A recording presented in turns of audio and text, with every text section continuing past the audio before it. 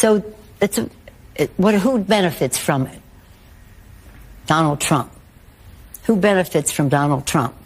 Putin. There's, in my view, a connection there. We just went through an impeachment attempt on the President of the United States that was started with a source that Republicans used that was in communication with Russian intelligence. That's right. It's Russia, Russia, Russia all over again. Well, while we're combing the internet for members of Mensa and brilliant political philosophers on the left, let's not forget these two dreamboats, Stephen Colbert and Alexandria Ocasio-Cortez. Republican Congressman Mike Turner and Michael McCall said that Russian propaganda has infected the Republican Party's base, and the Republicans in Congress were repeating Russian propaganda on the House floor. Can I get a witness? Have you seen this? If you turn on any House oversight hearing, you will see Marjorie Taylor Greene and Lauren Boebert and all these folks engaged in wildly propagandistic rhetoric. We just went through an impeachment attempt on the President of the United States that was started with a source that was in communication with Russian intelligence. You have the chairman of the House Oversight Committee, Representative Comer, take quote unquote evidence, an account from someone who was working with Russian intelligence and tried to impeach and remove the President of the United States over it. All right. So first of all, I really love it when she treats us like we're the ignorant 7-year-old that she's speaking to, when she literally sounds that way herself, number one.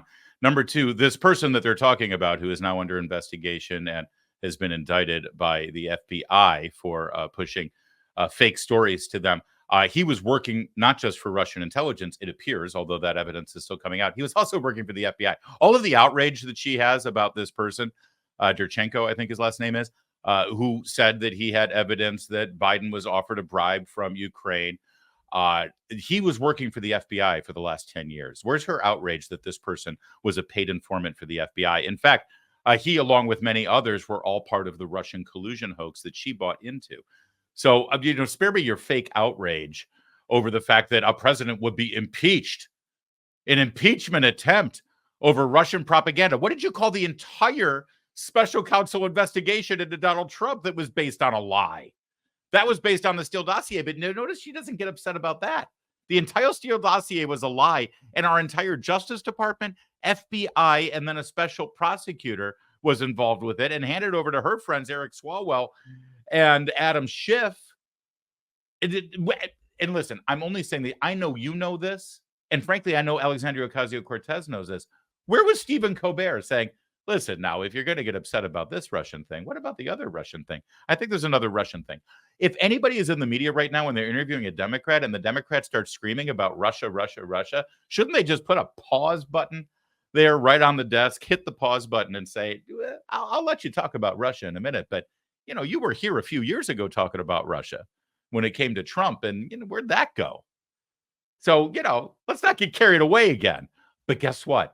They're all getting carried away again. That's right. It's Russia, Russia, Russia all over again because it's an election year. It's 2024. They can't sit up there and tell you how great the economy is and how great Biden is and how great our border is and how great crime is and how great national security is and wars in the Middle East and wars in Europe. And no, they can't do any of that. So all they're going to be able to do is say Russia, Russia, Russia. And Trump is in bed with the Russians, and it's all Russia propaganda. And it's all Russian disinformation. And well, here we go. In fact, she's not done. There's more. Or did they know that this was connected to the Russians? Or did they not figure that out because they hadn't translated from the Cyrillic? That, I think, is a very excellent question for Chairman Comer. Because when they hauled us all into the SCIF, which is a confidential space to look at this, we were looking at this document and it's like, is this for real right now? They proceeded. And so what they felt was in good faith or bad faith, I don't know. I do think that it is immensely serious that something got to this extent and got this far and has been platformed to the extent that it has. And thankfully, under Ranking Member Jamie Raskin, we were able to stop them in their tracks as well. So I love it when she throws words together thinking that she's smart and they actually don't make any sense. This was a great... Earlier, she used the word propagandistic, which technically is a word, but it's not used by anybody on the planet. Propagandistic. And now follow this thought. Listen to the words she throws together, because I think that she like speaks in memes.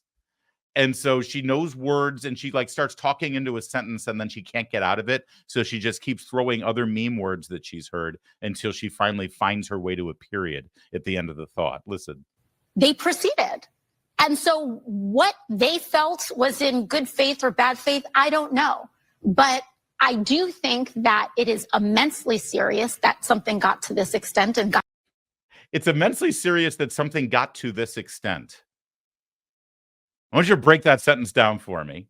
Oh, no, I interrupted her. I'm sure she's going to complete the thought. Got this far and has been platformed to the extent that it has. And got this far and has been platformed to the extent that it has. But we don't expect much from her. I mean, you know, she's Alexandria Ocasio-Cortez. She's a meme in her own right. She's a social media star who happens to be a member of Congress. How about we check in with the old hands over there? You know, the wise elder statesman. Nancy Pelosi also hitting the Russian gong for everybody to hear. So who benefits from it? Donald Trump. Who benefits from Donald Trump? Putin. There's, in my view, a connection there. So Sorry. I just wanted to see if she had anything more to say. There you go. It's all about Putin. It's all about Russia again, because this is all they have. Joe Rogan actually sees right. I want Joe Rogan to conduct these interviews. Isn't it amazing? Joe Rogan, you know, an actor, a stand-up comedian, you know, and he's got a podcast, and he knows more about what's been going on with the left pushing this Russian collusion crap for the last 6 years than Stephen Colbert or anybody on that panel at MSNBC. Nobody at MSNBC could say, wait a second, Speaker Pelosi, the Russia thing, really? Are we going there again? Of course they are. But Joe Rogan knows better. Who should be in a position of leadership wants that. And most of these people that could be effective in a position of leadership because they've led things before, whether it's businesses or what have you, they just don't want to have anything to do with it. It's just a horrible attack on your character. Mm-hmm. They don't play fair. They lie. They'll get people to say things that aren't true. They'll concoct stories. They'll put things out there with the aid of the intelligence community, like the Russia collusion agenda, like that thing. And then they get all the media that's on the left on board, and then they just repeat this mantra over and over: Russia collusion, Russia collusion, you know, Yeah. and then they'll pretend that they didn't say that he never won the election. Right. They pretend that they didn't question the election. They'll pretend that Hillary Clinton didn't do multiple speeches where she said that Not the election was illegitimately, stolen. He's not a legitimate president. Mhm. Russia stole the election with no evidence. Yeah. But when he questions the election, it's a threat to democracy. Right. It's just so convenient. And we live in this bizarre news cycle where there's information is coming at you so fast, you kind of forget about what the thing you were mad about 2 days ago that could affect the rest of the country for decades. Right. And you're just on to the next. Well, the good news is that we don't forget, and we keep reminding you when we stay on the same page here. And the other good news is that I think most Americans are with Joe Rogan. They can see through it, thanks to new media. Thanks for streaming shows like his and this one and your other favorites. And we are staying on the same page with this stuff. It doesn't work anymore. It works with their base. It works with the people who are still watching Stephen Colbert and still watch Morning Joe and still watch everything else on MSNBC and give a crap about what those people had to say. But guess what? They're all the same people. It doesn't affect real people. It doesn't affect, honestly, the people who make a difference right now in this country. But if you actually cherish the free press, if you cherish the First Amendment, if you cherish the free flow of news and information while we have it, you may wonder to yourself, how did we get here? How did we get to a place where Joe Rogan on his podcast actually can see all of this and actually speaks to it and calls out the crap easily and effortlessly? But, you know, somebody that's platformed at CBS News or at The View, ABC News, you know, The View is an ABC News show, not ABC Entertainment, or at MSNBC or what have you, those journalists just go along with the whole game and let AOC or Nancy Pelosi or whoever, Adam Schiff, whoever's sitting on their panel, just go ahead and keep the lie going. And if you're wondering that, and if you're wondering how we got here and how we might be able to salvage our media and bring journalism back into the equation, well, you're going to want to see this.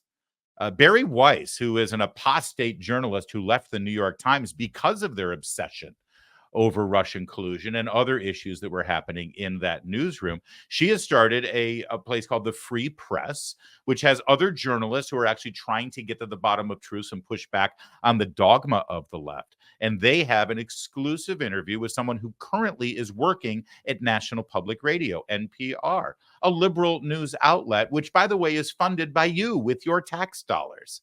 He's been there for a couple of decades. There's a huge expose that just broke this morning, and she's got highlights of an interview with him. And you need to see this because NPR is, well, honestly, the biggest example of what's going on here in journalism and how it's become not about finding facts and information and telling the truth, but about being used as propaganda for a political agenda, a left-wing Marxist liberal political agenda. Everyone knew that NPR had a liberal bent. It was like saying these days, like Fox has a conservative bent. That was obvious to anyone.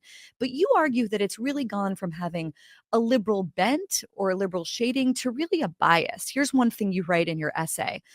You write, for the majority of your time at NPR, despite the liberal bend, an open-minded, curious culture prevailed. We were nerdy, but not knee-jerk, activist, or scolding. Ori, when did that start to change? When did the thing that everyone sort of recognized as sort of a liberal bias start to shift into something harder than that, into what you call a knee-jerk, activist, and even scolding quality? Well, I think it was cumulative. I don't think it was one event. I mean, I think part of it was Trump's election.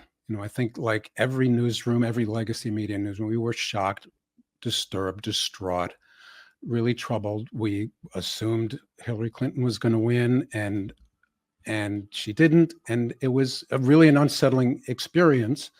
But I also think, to me, it revealed that we didn't really understand a lot of what was going on in America, that we were out of touch. But I think also we kind of locked down after a while. I think after a while we started covering Trump in a way that like a lot of legacy news organizations, that we were trying to damage his presidency, to even find anything we could to harm him. And I think what we latched on to was Russia collusion, like a lot of news organizations, which was, as I write, sort of catnip, although it was just rumors and a lot of it based on pretty shoddy documents or evidence. It wasn't really solid, but I think it was compelling. And for us, I think a lot of newspapers, use documents or anonymous sources. We really latched on to Adam Schiff. He was like our muse to the Trump collusion story. We had him on constantly, a lot. I think I counted 25 times. And in most of those conversations, he sort of alluded to evidence he may have had, or sort of teased out, Russia, he was colluding, or the campaign was colluding with Russia. And then the Mueller report came out and no collusion. And, I think we sort of learned to the story kind of disappeared. But to me, that was like a time for what went wrong? Why did we miss this? Despite our feelings about Trump, this is a story we should have sort of treated differently. Yeah, great stuff. And it's a good podcast. And the article is fantastic. I've already read it and it's great. And this guy is not going to be working there much longer, I assure you. But the only quarrel that I would have with him is it didn't start with Trump. Okay. Yes, you admit that you had a left-wing liberal bent. You've been doing this. In fact, you did this during the campaign against Trump, too.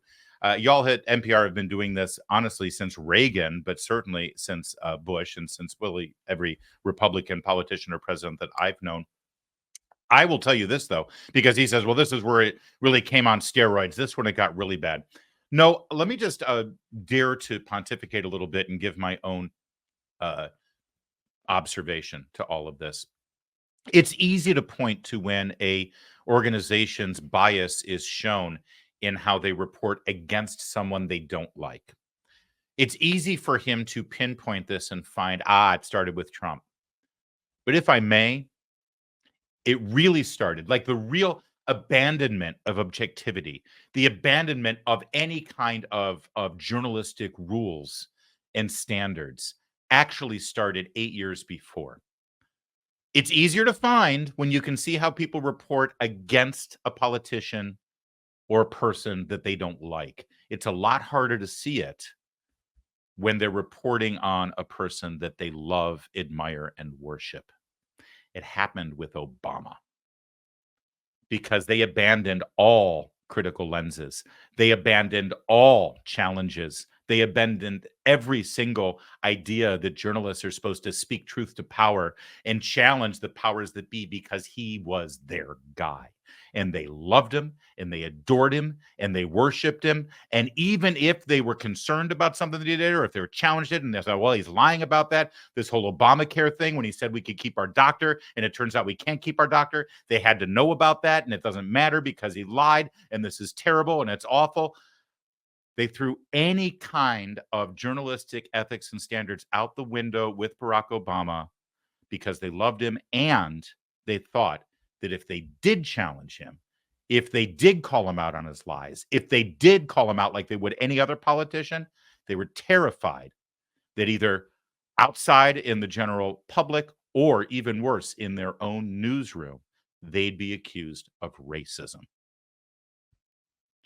George Will, political commentator, once said about racism in America that when Brooks Robinson was hired to be the first black manager in Major League Baseball, that didn't prove that there was no racism in baseball anymore. Hiring the first black baseball manager doesn't prove you're not racist. It's firing the first black manager in baseball. That proves that you're not racist. And NPR, they couldn't go there. And that's really where it started.